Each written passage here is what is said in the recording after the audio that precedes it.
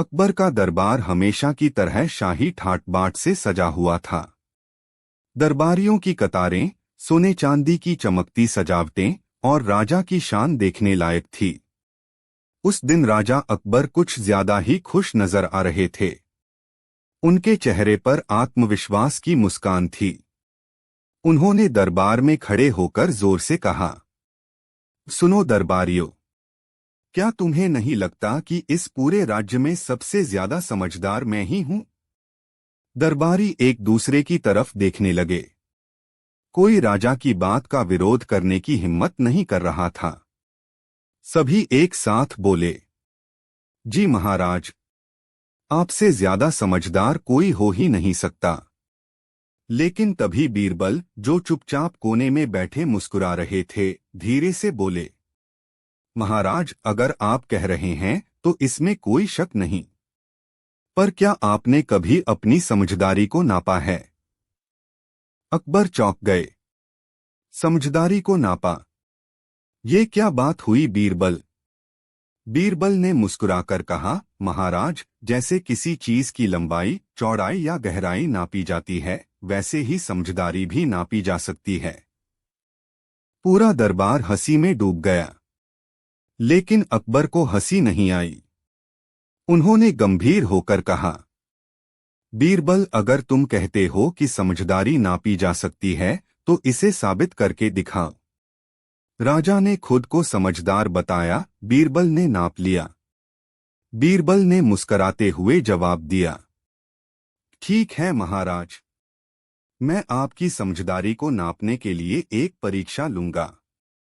अगर आप इसमें सफल हो गए तो पूरे राज्य में मैं खुद ऐलान करूंगा कि आप सबसे समझदार राजा हैं।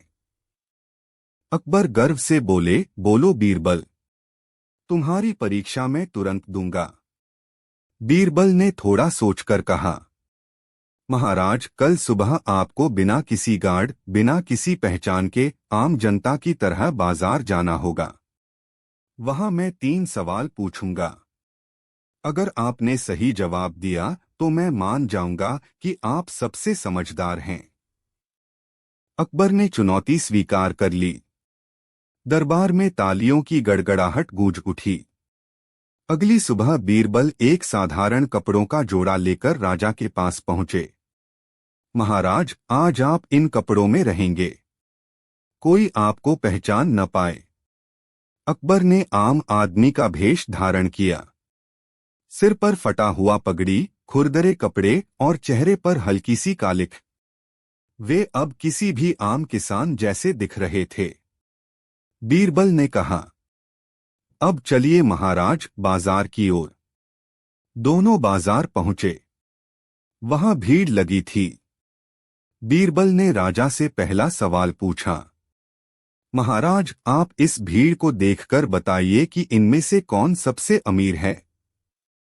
राजा ने इधर-उधर देखा। उन्हें कोई भी व्यक्ति अमीर नहीं लग रहा था। सबके कपड़े लगभग एक जैसे थे। कुछ देर सोचने के बाद राजा ने कहा, शायद वो आदमी जिसके पास बड़ी गठरी है। बीरबल हंस पड़े, महाराज, ये आदमी तो लकड़ी बेचने वाला है। ये अमीर नहीं बल्कि मजदूर है। असली अमीर वह है जो बिना दिखावे के शांत रहता है। देखिए वो बूढ़ा आदमी जिसने एक साधारण कपड़ा पहना है, वही असली अमीर है। उसके पास कई खेत हैं, पर वो घमंड नहीं करता। अकबर चुप रह गए। बीरबल ने अगला सवाल पूछा, महाराज, इस बाजार में सबसे ज्यादा ईमानदार कौन है? अकबर ने चारों तरफ देखा। उन्होंने देखा कि एक दुकानदार सबको सामान नापकर दे रहा है। उन्होंने कहा, ये दुकानदार ईमानदार है। बीरबल फिर हंसे, महाराज, ये दुकानदार तो तौल में चोरी कर रहा है। असली ईमानदार तो वो बच्चा है जो जमीन पर पड़ा सोने का सिक्का उठाकर अपने पिता को दे रहा है। अकबर के माथे पर पसीना आ गया। अब बीरबल ने आखिरी सवाल पूछा, महाराज, इस बाजार में सबसे ज्यादा समझदार कौन है? अकबर ने कुछ देर सोचा और फिर बोले, बीरबल, ये सवाल तो आसान है। सबसे ज्यादा समझदार मैं ही हूं। बीरबल जोर से हंस पड़े।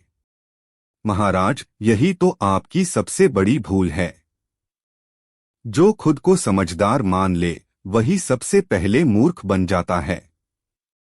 समझदार वही है जो हर वक्त कुछ नया सीखने को तैयार रहे। अकबर यह सुनकर चुप हो गए।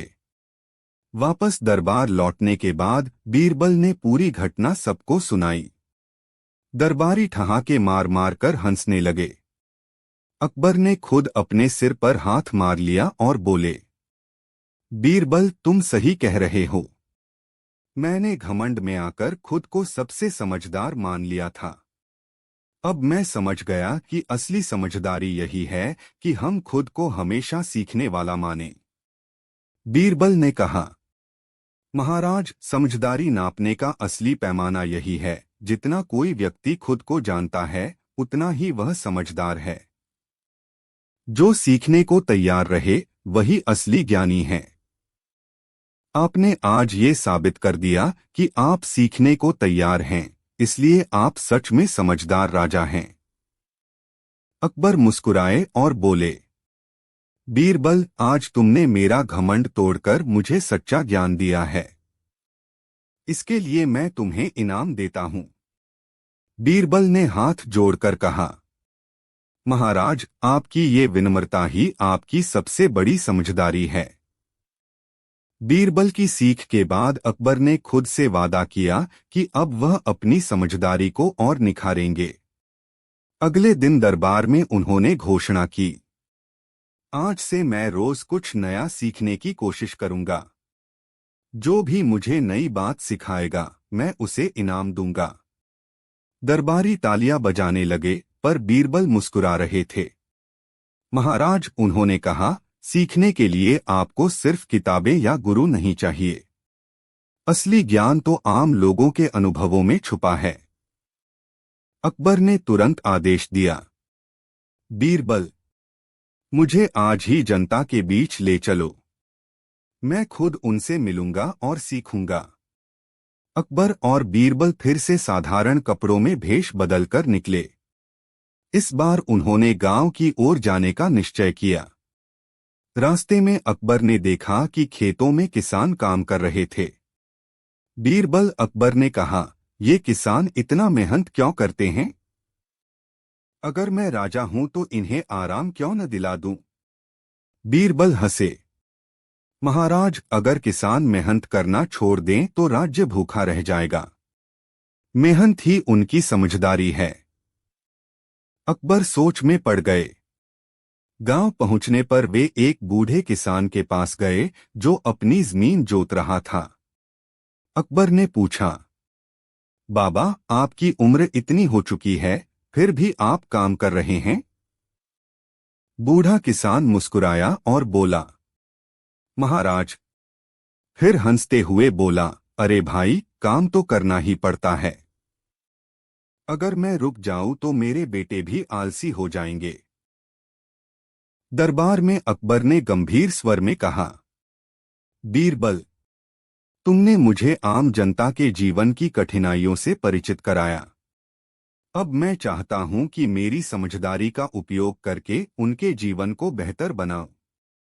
बीरबल ने हल्की मुस्कान के साथ कहा, महाराज, यह एक उत्कृष्ट विचार है, लेकिन इसे पूरा करने के लिए आपको केवल दरबार से आदेश देने के बजाय जनता के बीच जाकर खुद उनके साथ रहना होगा। अकबर गर्व से बोले, ठीक है बीरबल, मैं तैयार हूं। मुझे एक और सप्ताह जनता के बीच भेजो। इस बार मैं उनकी समस्याओं को हल करके लौटूंगा। बीरबल ने हाथ जोड़कर कहा, महाराज, यही आपका अंतिम और सबसे कठिन परीक्षा होगी। इस बार आपको समझदारी, धैर्य और विनम्रता तीनों का एक साथ उपयोग करना होगा। अगले दिन अकबर ने फिर से साधारण कपड़े पहने। इस बार वे एक साधारण व्यापारी के रूप में गांव पहुंचे। गांव वालों ने उन्हें पहचान नहीं पाया। बीरबल ने लोगों से कहा, ये हमारे नए अतिथि हैं जो आपकी मदद के लिए आए हैं। अकबर ने गांव वालों से उनकी समस्याएं पूछनी शुरू की। एक बुजुर्ग किसान ने कहा, हमें खेतों के लिए पानी नहीं मिल रहा, तालाब सूख गए हैं। अकबर ने तुरंत सोचा और कहा, अगर हम पहाड़ी से नहर बनाकर पानी लाएं तो कैसा रहेगा? गांव वाले बोले, ये तो अच्छा विचार है, लेकिन ये काम बहुत मुश्किल है। अकबर ने मुस्कुराते हुए कहा, अगर सब मिलकर करें तो कोई काम मुश्किल नहीं। राजा ने खुद फावड़ा उठाया और मिट्टी खोदनी शुरू कर दी। यह देखकर गांव वाले हैरान रह गए। धीरे धीरे सब लोग जुड़ गए और 3 दिन में छोटी नहर तैयार हो गई। जब पानी बहना शुरू हुआ तो गांव वाले खुशी से झूम उठे। बीरबल मुस्कुरा रहे थे।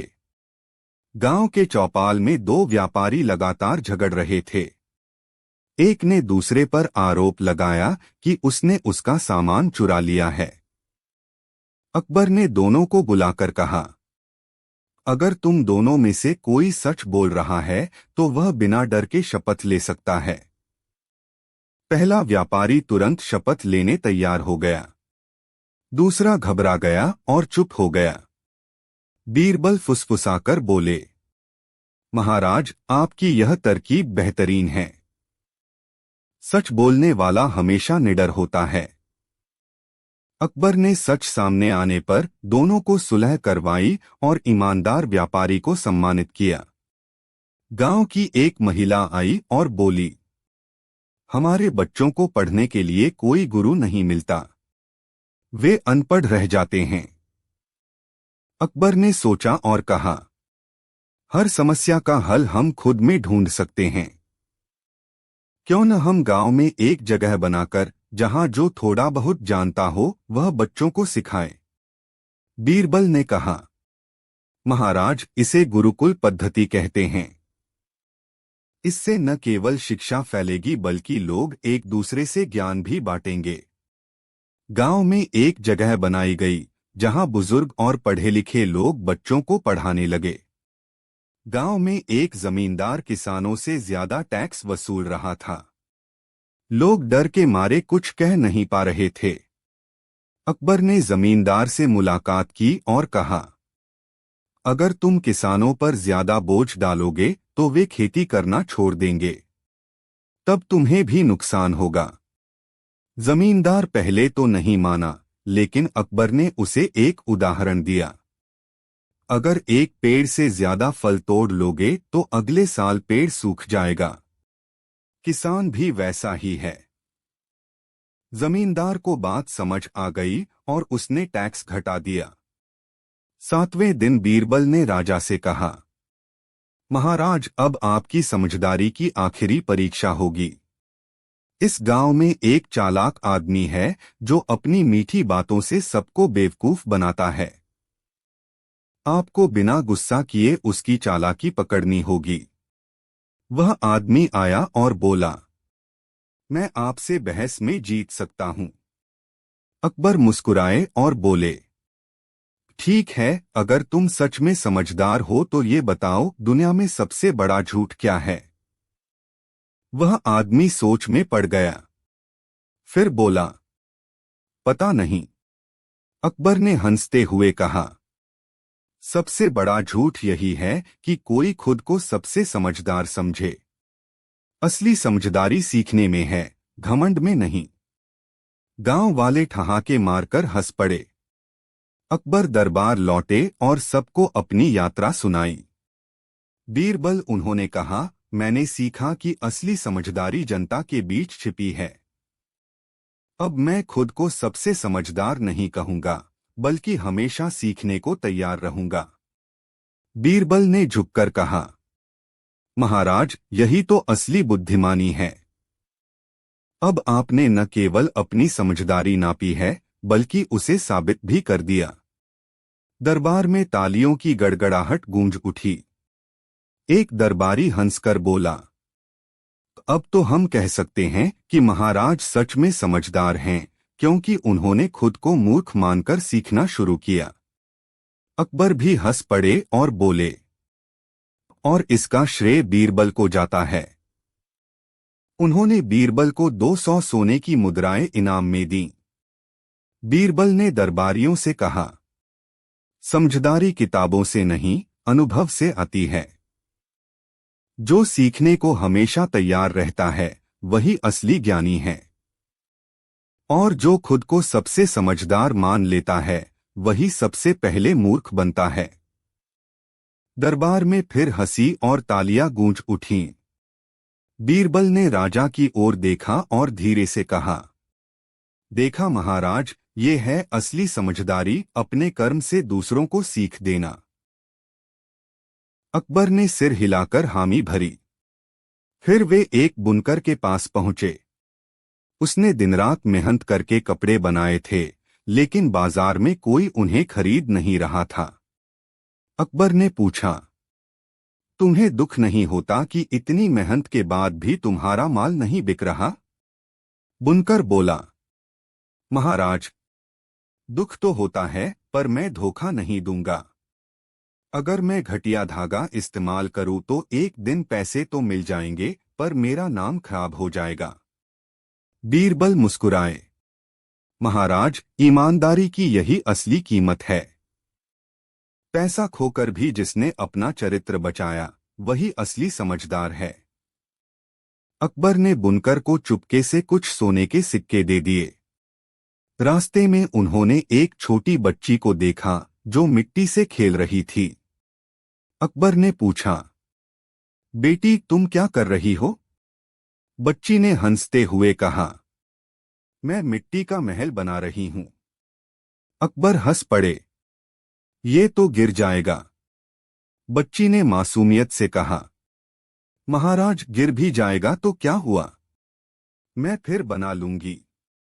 बीरबल बोले, देखा महाराज, ये है असली सीख। हार मानने वाला नहीं, फिर से कोशिश करने वाला ही समझदार है। अकबर ने बच्ची को पास बिठाया और उसके साथ मिट्टी का महल बनाने लगे। यह देखकर गांव वाले हंस पड़े कि राजा मिट्टी में खेल रहा है। गांव के चौपाल पर अचानक हंगामा मच गया। दो आदमी आपस में पगड़ी को लेकर झगड़ रहे थे। अकबर ने बीच बचाव करते हुए पूछा, क्यों झगड़ रहे हो? पहले आदमी ने कहा, ये पगड़ी मेरी है। दूसरा बोला, नहीं, ये मेरी है। बीरबल ने दोनों से कहा, ठीक है, अगर ये पगड़ी सच में तुम्हारी है तो इसे फाड़कर 2 हिस्सों में बांट देते हैं। दोनों चुप हो गए। तभी पहला आदमी बोला, नहीं, इसे मत फाड़ो, ये इसकी है। बीरबल ने राजा से कहा, महाराज, असली मालिक वही होता है जो अपने स्वार्थ से ऊपर उठकर दूसरों की भलाई सोचे। यही समझदारी है। अकबर ने दोनों को सुलझाकर मामला खत्म किया। अगले दिन अकबर ने दरबार में सबको बुलाया। उन्होंने घोषणा की, मैंने जनता से मिलकर समझदारी के 4 पैमाने सीखे, मेहनत, ईमानदारी, हार न मानना और स्वार्थ छोड़कर सोचना। बीरबल मुस्कुराकर बोले, महाराज, अब इन बातों को अपने जीवन में उतारना ही असली समझदारी है।